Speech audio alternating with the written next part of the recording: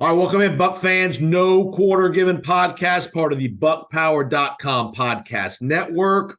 We are joining you after now a 3-game losing streak as the Tampa Bay Buccaneers fall to the Buffalo Bills on Thursday Night Football, 24-18. I'm your host, Jason, down in Tampa, along with Peter Blake. Welcome in, Mr. Blake. What's going on, buddy? Missed you last week. No Bucs talk, so we get a chance to talk about the Bucs. And once again, same old story, different team, same old story with this team. Ugh. Yeah, the Bucs fall to 3-4. A tough loss, which at the end, at the gun, the Bucs are about 1 split second away from Chris Godwin turning around a split second earlier and catching a Hail Mary and sending the Bucs to the winner's circle. Yeah, and I feel like if you watch the replay, all he has to do is turn around, but also you see that Cade Otton is getting mugged by 2 other players. It looks like Mike Evans is causing he's either pushing people down, trying to get position. I don't know how the refs don't call it. I understand you usually don't do it, but if it's egregious, Leo Word, which it certainly looked like it was with Cade Otton, right? Don't the Bucs have an untimed down at the end of it? I don't understand it, and you're exactly right. 1 split second, the ball is not touched by anybody. If Chris Godwin looks up, it's right there. We're talking about something completely different with the Bucs getting a major victory on Thursday Night Football with a Hail Mary pass. So one play there, one play here, and it would be a different story. But it's not. Well, Buck fans, we're gonna recap the Buffalo game a little bit. We're gonna hear from Paul Stewart. Going to give a little Houston, Texas montage. Remember, Buck fans, Paul Stewart. He will be in the building next Sunday for the Tennessee game.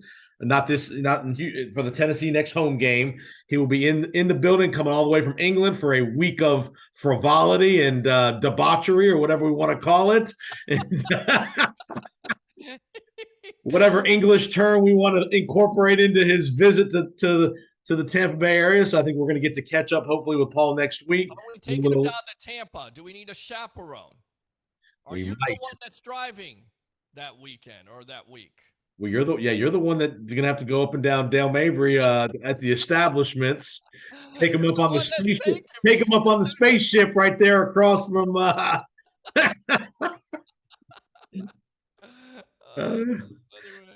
funny.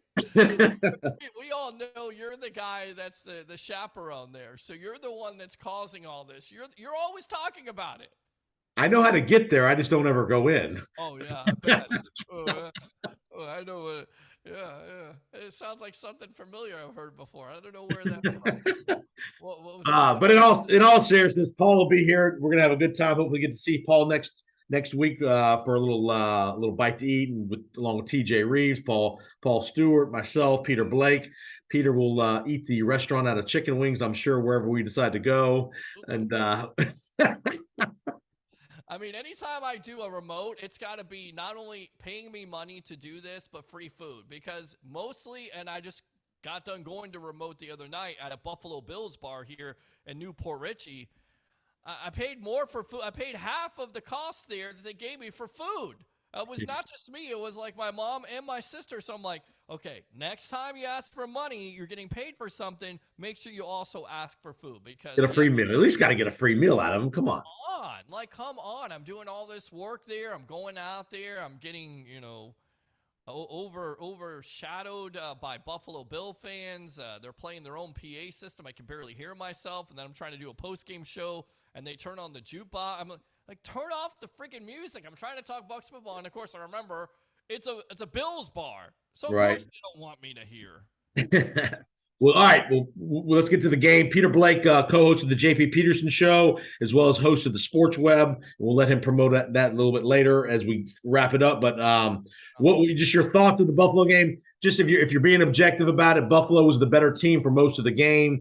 Bucs hung in there. They got down 10-0. They came back and scored 10 quick points. You had the beautiful blitz by Antoine Winfield set up the deflection, which William Golston reeled in the interception. So nice job there. The Bucs punch it in the end zone.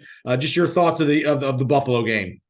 I mean, to me, lethargic urgency wasn't there until the fourth quarter. We've seen this with good teams before, shooting themselves in the foot. You have injuries before the game, which really set the tone. Defense is not able to get off the field. Offense has Pre-snap penalties. Oh, it's just a killer, and it's so frustrating to watch if you're a Bucs fan out there, and you hope that they can get it fixed. And they continue to say in the pressers, "We're gonna fix it. We're getting there. We're getting there." When are you going to get there? When is it going to get cleaned up? So, my thoughts are some missed opportunities there, and I wish the offense and the defense there was more urgency to both units. Yeah, I mean, the biggest sign of that was late in the game they were down 13, 14, whatever the number was. Yeah. On the last drive, they go 17 plays, about 90 yards, which is great, but it takes them 6.5 minutes to do it. And they're really running no hurry up offense. They're huddling up every play. That's the one thing that's kind of frustrated me is we've heard Dave Canales and Todd Bowles talking about wanting to play at a quicker tempo on offense all year, going back to the preseason, and we've not seen any of it other than the obvious 2-minute drills at the end of the halves. Yeah, I don't know when this run game is going to turn around. They had a bad night when it comes to pass protection, whether, Tristan Wirfs definitely was banged up in the game with some type of quad injury. And no pressure on Josh Allen. No lack of pressure. Obviously, Vita Vea doesn't play in the game with the foot injury that he'd suffered 2 weeks before with the short week. So, but not much out of Shaq Barrett, not much out of Shoyinka. They didn't blitz Josh Allen a whole lot because, again, you got to be careful. But Gabe Davis was a big factor in the game. They kept Stephon Diggs in check for the most part, but Gabe Davis and Kincaid became factors in that game. Yeah, and you're exactly right. And when you see Josh Allen get out of the pocket, you expect White to come out there and meet him, and I don't know what he's doing. I don't know if that's I'm not going to blame him because I don't know what the defense. Who knows what the defensive calls were, whether he's a spy or not. But you're right. The couple times that they, just terrible job containing Josh Allen, and when Allen gets out of the pocket, he can gash you with his legs, and even as much so with his arm on the these scramble plays. But 2 or 3 bad jobs by the Buccaneers in containing Josh Allen. Again, whether it was a spy by whoever was responsible for that, we don't know, depending on the defense, but not a great job by the Buccaneer defense there containing Josh Allen's running ability. And Ryan Neal looked like another coverage bust. Again, we don't know the defense, but it certainly looks like it was once again him. I mean, it's the usual suspects. It's Devin White, it's Ryan Neal. You're not getting the pursuit from White. You have blown coverages by Neal. It's been highly disappointing, and I'm just wondering if this continues, is this coaching staff going to make the necessary changes for this team to go on and win, or are we going to have a case where, you're 3-5, 3-6, and now you're looking to next year's draft? I don't want to be like that. I hope this team is not like that. So it starts in Houston on Sunday. You got to get a win. And the beautiful thing is, say what you want, what we think of the Buccaneers through 7 weeks. And again, they've had their moments of really good play and had some not very good play. They're tied in the loss column with New Orleans and Atlanta. All three teams have 4 losses. The Buccaneers already had the bye, so they only have 3 wins. But Atlanta loses at Tennessee to a rookie quarterback. New Orleans goes up to Indianapolis and wins. Carolina wins their first game of the year. So, but we're tied in the loss column for first place, basically. We're half game out of first. You've already beaten New Orleans in their building. Obviously, we lost to Atlanta, but you've still got two games with Carolina, a very winnable game here with Houston. You got Indianapolis here in a little bit. You got Tennessee next week. So there are some winnable games on this schedule in the next 4 or 5 weeks. So that's why this mini bye of you had a long weekend, and you heard Todd Bowles in his early week comments this week. He kind of called out the defensive secondary a little bit, that they need to play better. And whether it's schematics, whether it's communication, or just physically playing better, I'll give him credit. He kind of, in a subtle way, called him out a little bit. He should have. And, of course, he's disappointed because he's former defensive coordinator. That's his side of the ball. Yep. Yeah, he specializes in it, and he knows his defense isn't doing the job. They're not doing enough to get after the passer, and on top of it, they're the worst defense when it comes down to third down conversion because they can't get off the field. That is not a Todd Bowles defense, and that will not work, and that's been the reason why you're looking at 3-4. Not only the offense struggling with scoring points, but also your defense, once again, not able to get off the field when they need to. Let's go to the offensive side. The inability to get Mike Evans touches, whether it's play calls, whether it's Baker Mayfield not being able to pull the trigger, inaccuracy. What are you seeing out of the offense with the lack of the ability to get Mike Evans touches? Chris Godwin was a huge, he caught the majority of the balls in the game. We didn't see Mike Evans much until the last 5-6 minutes of the game. Yeah, I mean, is that scheme? Is that Baker missing him? Is it not having enough time in the pocket, which he was under pressure all night long from the Buffalo Bills defense? I mean, there's a combination of things, but it has to be so frustrating when you don't see Mike Evans show up until The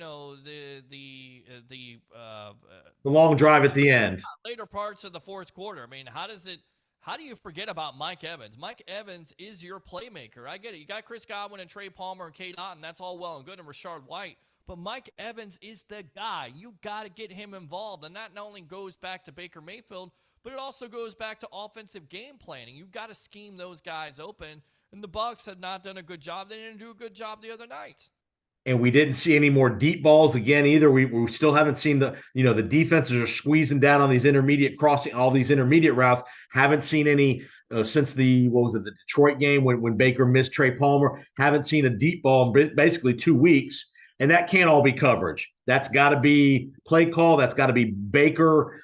You almost feel like Baker's starting to play jittery and afraid to make a mistake instead of letting it loose. If you throw an interception, you throw an interception, but you got to let it loose.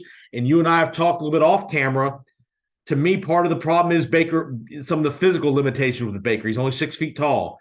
Is he seeing the field like he should be seeing it? Whereas taller quarterback, i.e. Kyle Trask, easier to see over these linemen, easier to see through the passing lanes. I think that's part of the problem too. And we know we can do it because he did it a couple of weeks ago against the Falcons. 40-yard beautiful pass to Mike Evans to start off the game, which was encouraging. You like to see more of that. And you're exactly right. Is it the limitations? Is it the fact that he's under pressure? Is he seeing ghosts? I don't know what it is. And fans keep on asking me, what can you do? What do you think the solution to the problem is? I don't know the question because there are so many questions with this team now, whether it's offensive line picking up stupid penalties still. What are we in week 9 now? Still picking up, procedural penalties. Every time we have a good run, it gets called back by a hold. I mean, Rashad White had one nice 20, 25-yard run. It gets called back for a hold. I mean, it's so frustrating to watch. And then lack of running game, lack of urgency. Lack of good quarterback play, holding the ball way too long, and then defensively, not making tackles. This is stuff that we saw last year, and you thought it would get corrected. And I'm not jumping off the boat here. I'm just saying you're 3-1. You had the opportunity to beat the Atlanta Falcons. You didn't. In some cases, you had the opportunity to beat the Detroit Lions if you complete some of those deep passes. Right. So, I mean, and then Buffalo. Basically Buffalo dominated that game, but you were still in it. If you come out and have some urgency, maybe you give yourself some more time.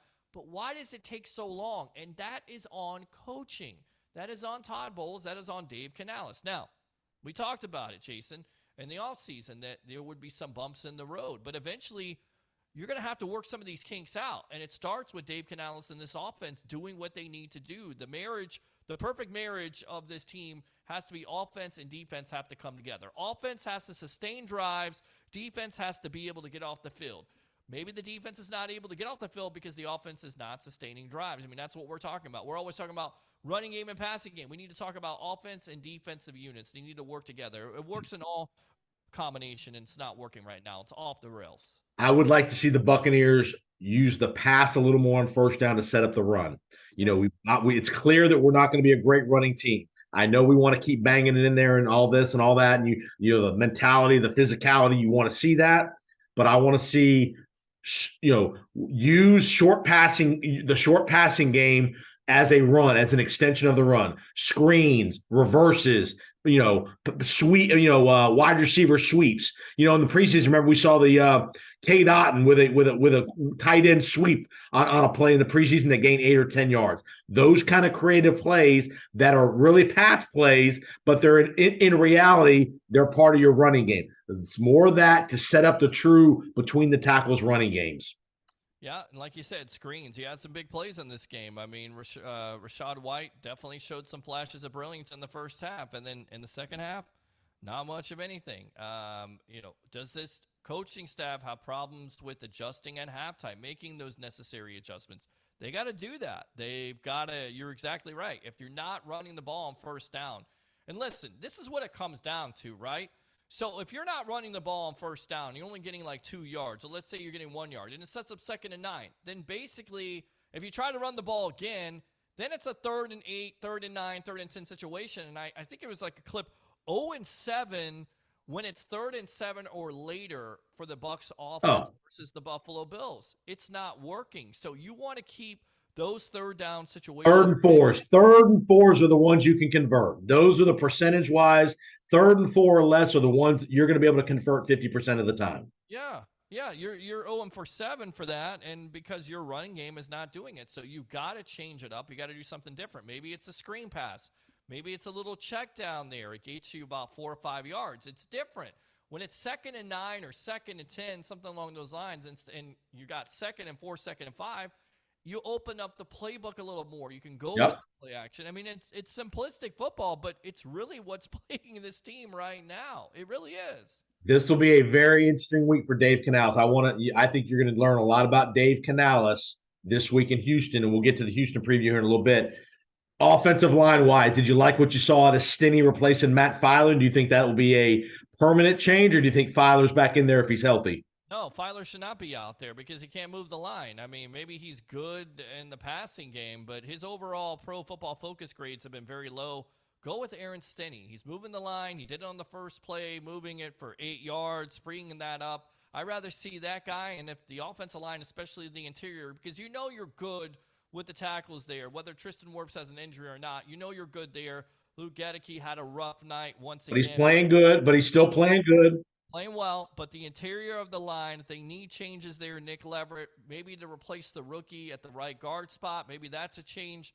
But you got to get the best players out there. And I get it. You want to develop Cody Mock, but not to the detriment of losing games and not to the detriment of getting your quarterback injured, which, by the way, he's already injured. He's got a knee injury. So you kind of wonder if that's one of the things, one of the factors right now that is really killing his play.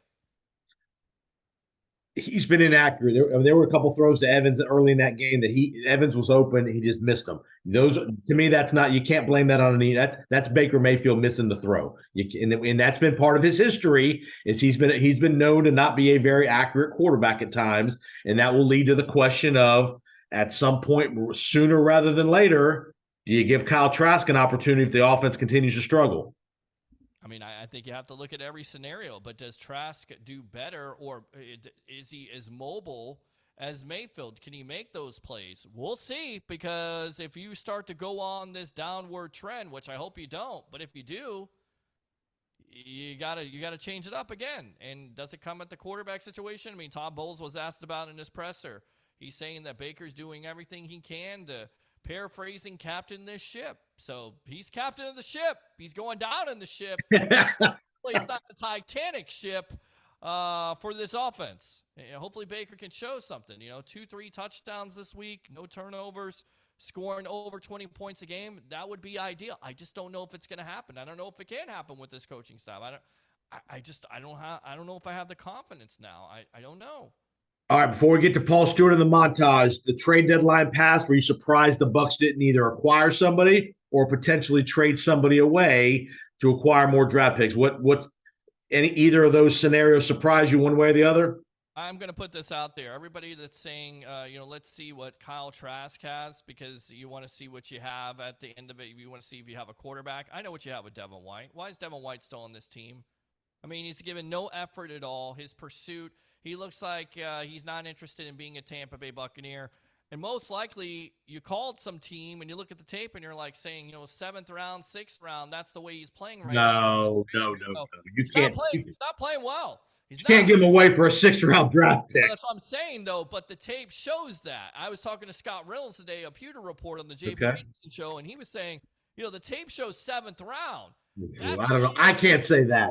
Well, that's a guy that wants to be paid $20 million. I can't even fathom paying this guy $15 million with the effort that he's given right now.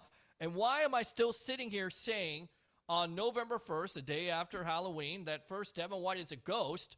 all year long. And second, Levante David is still the best linebacker on his team. He's 33 years old. It is time Right. for Devin White to step up. So was I surprised that they didn't entertain it?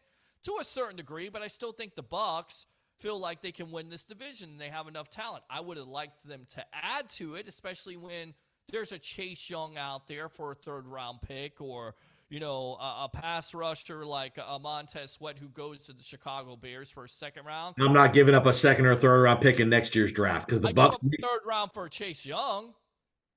for a 10-week rental, Oh, you got to I would resign the guy. He's 24 years old. I mean, his stats don't fly off the paper because he's been injured, but he's still pretty young. He's got lots of potential. Now you put Chase Young with Joey Boat. I mean, can you imagine you put Chase Young with Shaq Barrett and Vita Vea? I mean, he's an upgrade over JTS, right?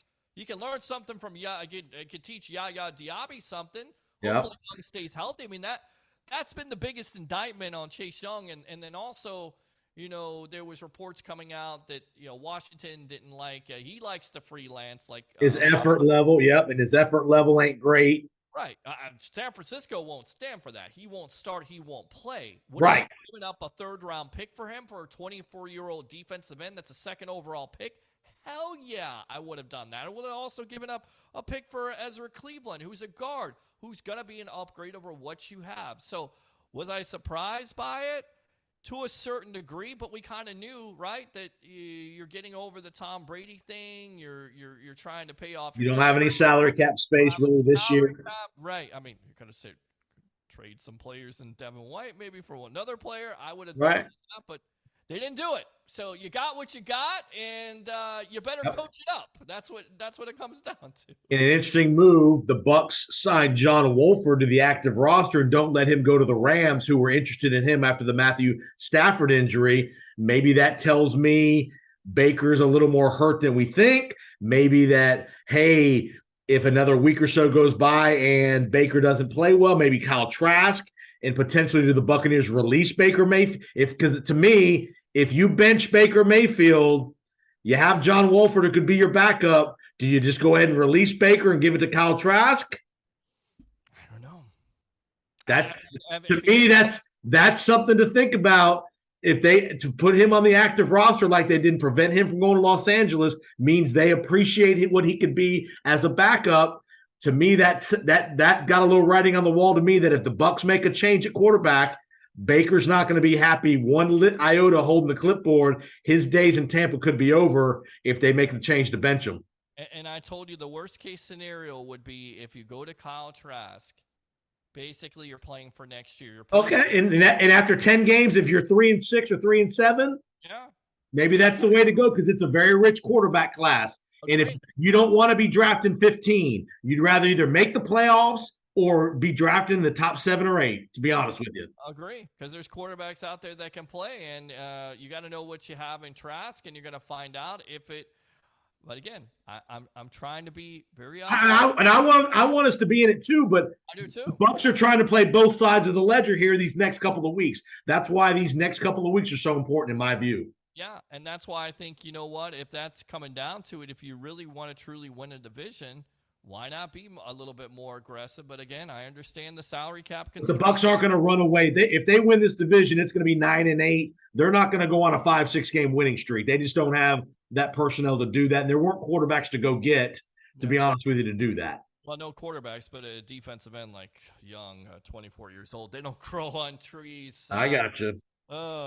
It's a lot of potential, my friend. He's playing great football right now. And I tell you Is he? 5 sacks for the Commanders team. Okay. Yeah, but they've got Jonathan Allen and Daron Payne next to him. We don't have – I mean, Vita Vea is a good player, but they run a different defense and 4-3 defense. And I get what you're saying, potential. Yeah, I put him in there. I mean, if you're going for potential, I put him in there. And what is he going to do for the San Francisco 49ers? I mean, John Lynch. We don't know. Let's see. See. Yeah. Because that team's underachieving too on defense. Right. Exactly. They're underachieving on defense, and offensively, they have lots of injuries right now. They're trying to get over, and Brock Purdy is not Tom Brady, by the way. I mean, there's not a lot of Tom Brady's growing on trees. Right. Brock Purdy is not perfect. He's having his bumps in the road. We'll see if their coaching can make the necessary adjustments to put him in the right position to win. All right, let's get to Paul Stewart's montage, part of the BuckPower.com podcast network. Go to BuckPower.com for all your audio, video, statistical, anything Bucs history related. That is the absolute place to go for all that information. Paul does a fantastic job. Buck Power TV on YouTube. You can see the montages as well. And we're going to go to Paul right now. Give us our Bucs Houston, Texas montage. We'll be back in just a few minutes with our preview Bucs Texans. See you in just a few minutes.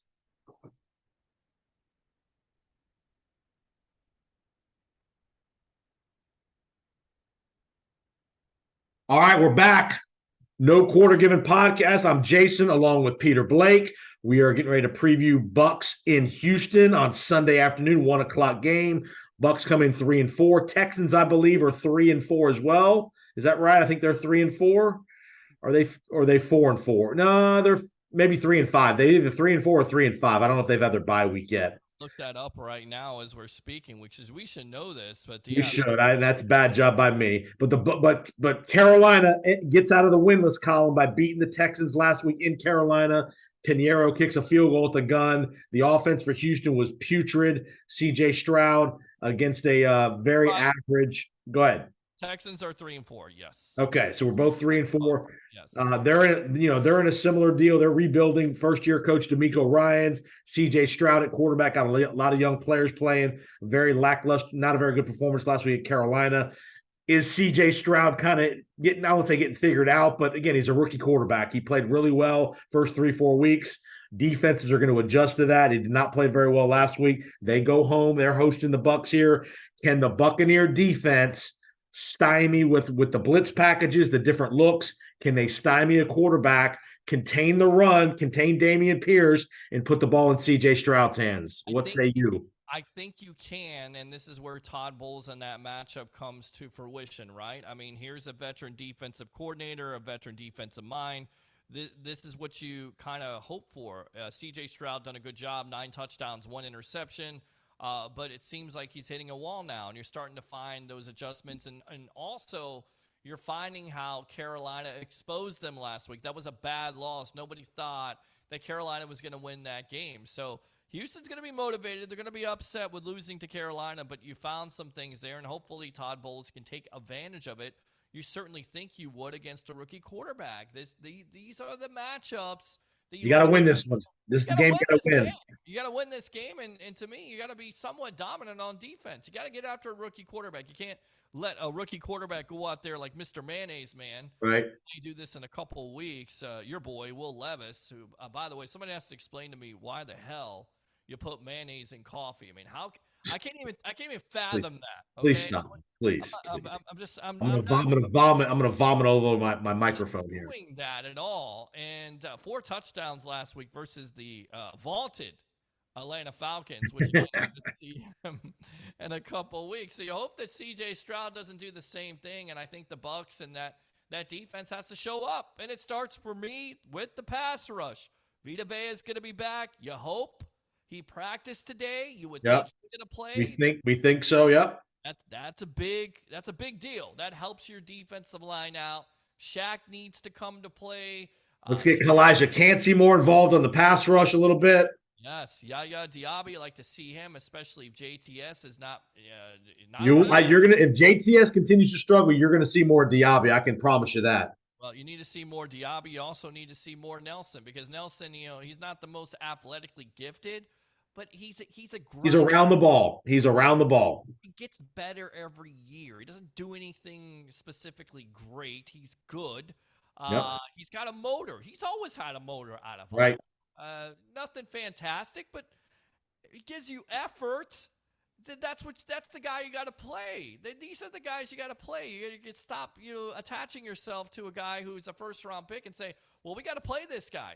Not if he's producing. What you have. You may have a situational pass rusher. You may not have a full-time starter. That's okay. At least you know. But you can't keep on doing the same thing over and over again and expecting different results. That's called insanity, my tag team partner of the world. Insanity, my friend, watching this defensive line get after or not get after the passer. It's And insanity. you have a little more of a vulnerable offensive line in Houston, not a great offensive line. You don't have any elite skill players on the outside. Nico Collins is a good player, not great. Schultz is a decent player at tight end.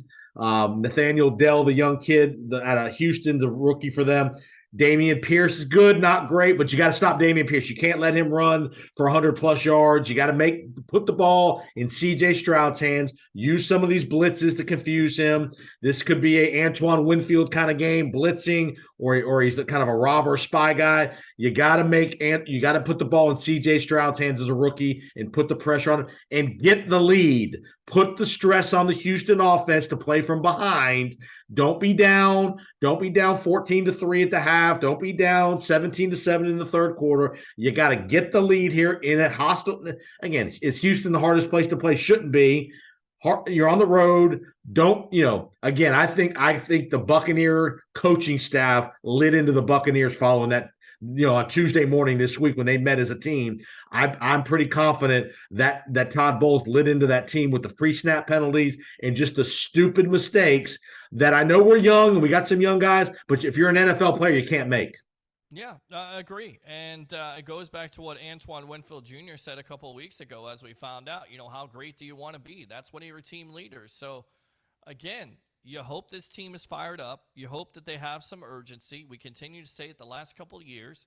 Which team do you want to be? Do you want to be a great one? Do you want to be mediocre? Do you want to be terrible? Do you want to be looking at the draft? Because you continue to lose, and that's what we're going to be talking about. The players aren't going to look at the draft. The players want to win games, and they're playing for their future. But, it's the reality of the organization. Jason Light and such might be looking, you get to week 10 and week 11, week 12, you might see more younger players getting minutes. You might see the D. Delaney's. You might see the Zion McCullums getting more snaps, things like that.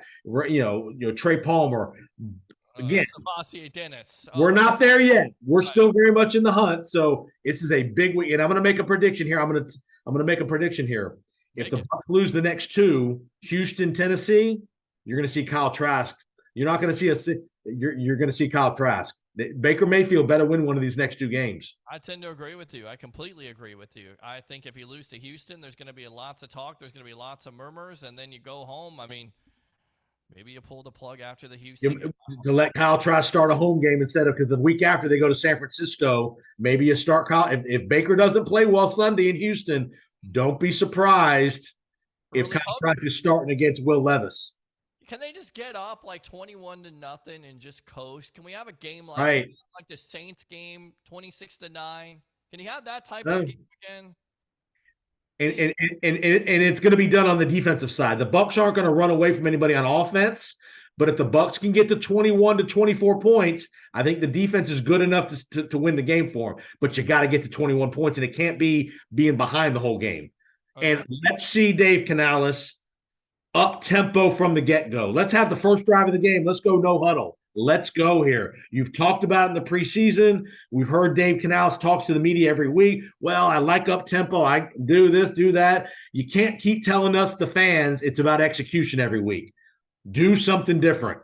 I think it comes down to a situation also. You come out with urgency. Baker you need to get him some easy early throws, get him confident, so he doesn't start out slow, so the offense doesn't start out slow. Maybe some dump downs, maybe some screens. Be creative with it. Have it end around to Chris Godwin. Get Mike Evans involved. I get it. You want to run the ball. Of course you want to, but there's other ways of doing it. You don't necessarily have to run into the teeth of the defense, which is what this team has done, especially in the middle of the interior line. And Rachaad White has shown he can be a very effective ball catcher on the perimeter.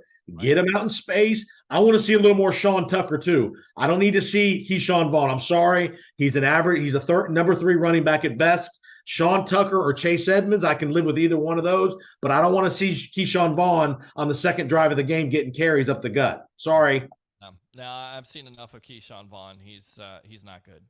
He's a guy. He doesn't do anything spectacular ever. That's it. He's a jag. He's just a guy. Right. All right, Peter Blake, give me a prediction. Sunday in Houston, 1 o'clock. 23-17 Tampa. Okay. Who do you think? Give me a star player. Give me an MVP of the day. You know what? Mike Evans is returning to his home True. there. Mike Good Evans. point. Mike Evans is due.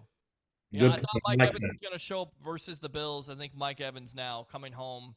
Yeah, I like Mike Evans in that game. What do you say? Good call there. I forgot about the Houston connection there with no doubt. Great, good call there. I'm going to go with you as well. I'm going to say 24. I'm going to go 24-14 Bucs, a little more comfortable defense with a couple turnovers, a couple of sacks. And again, I think if the Bucs can just get the lead, put the ball in CJ Stroud's hands, I think good things can happen. 24-14. Again, I'm gonna go. I'm gonna go running game. I think somehow, some way, they're gonna pop a run. They're gonna run the ball a little better this week, whether it's perimeter running or schematically reverses, whatever it is, kind of stuff you got to do. I think they're gonna run the ball, figure out a way to run the ball a little bit better. 24-14 Bucs get to 4-4. Again, you're right there in the division race still, so there's no reason to panic at this point. But you got to see some improvement out of the Buccaneers going to Houston. Both of us think Bucs get to 4-4. Appreciate you finding us on the No Quarter Given podcast. If you haven't already done so, hit that subscribe button. Retweet it. We're going to tweet it out. YouTube channel, Jason Power Sports channel. The video interview will be up as well. Tell all your Buck friends about our podcast. Love to hear from you. Give us a quick listen. Peter Blake, give us a quick, where we can find all your good work. JP Peterson Show, Wednesday and Fridays. I'm involved with them as a producer and, of course, a co-host in the Evolution of Sports Talk Television, live on Facebook and I Love St. Pete Bucs Live. Go like and follow the Sports Web on YouTube. That's it. You got it. It's Powers on Sports podcast, No Quarter Given podcast, Florida Football Insiders podcast, where you can find all my good stuff. Appreciate you finding us, Buck fans. We will see you next week. Hopefully 4-4, break the losing streak. And Paul Stewart will be in the United States of America this time next week. Have a great week, Buck fans. Let's go. Whoa.